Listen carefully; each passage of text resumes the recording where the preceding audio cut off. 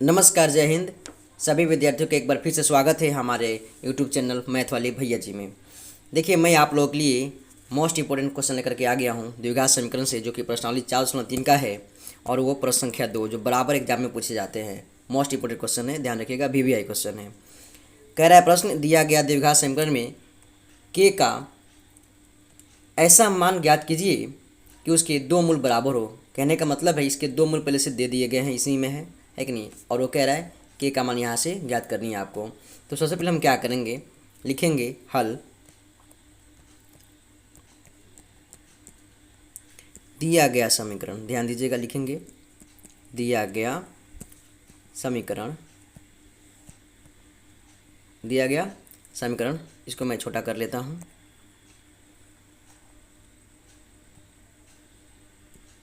दिया गया समीकरण क्या है आपका, तो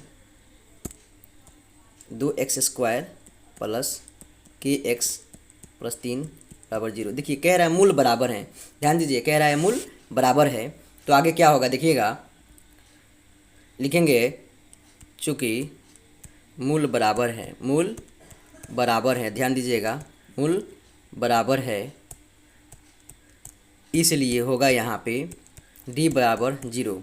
चूँकि आप जानते हैं d का मान क्या होता है जी, b² माइनस 4ac बराबर क्या हो जाएगा, 0 हो जाएगा, है कि नहीं।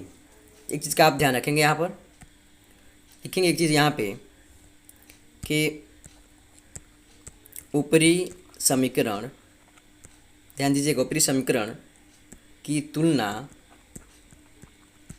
तुलना ax² plus bx plus c बराबर 0 से करने पर, 0 से करने पर, यहाँ पे कन्फ्यूजन नहीं होना है।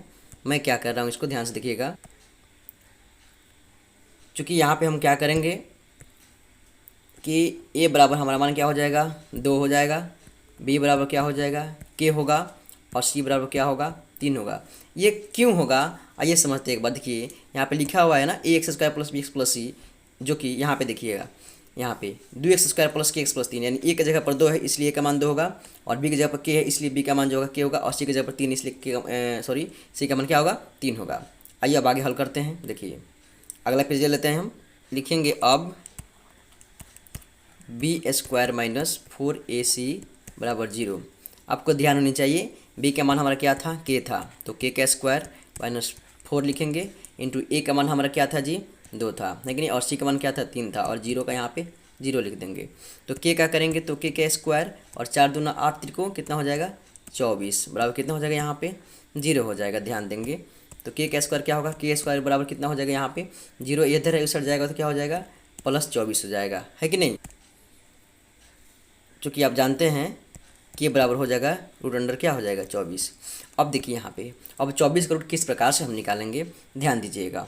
24 का गुणनखंड निकालिए आप, 2 से करेंगे 12, फिर 2 से करेंगे 6 आएगा, 2 से करेंगे 3 आएगा, यानी 2 गुणा 2 गुणा 2 गुणा 3। समझिएगा ध्यान से, ये जोड़ा लग रहा है ना 2, इसको बाहर लिखेंगे, इसका जोड़ा लग रहा है क्या, नहीं, तो यहाँ पे अंदर लिख देंगे, कोई दिक्कत तो नहीं। आपका क्या निकल के आएगा, 2√6, चूँकि के का मान कितना हो जाएगा, 2√6, है कि नहीं।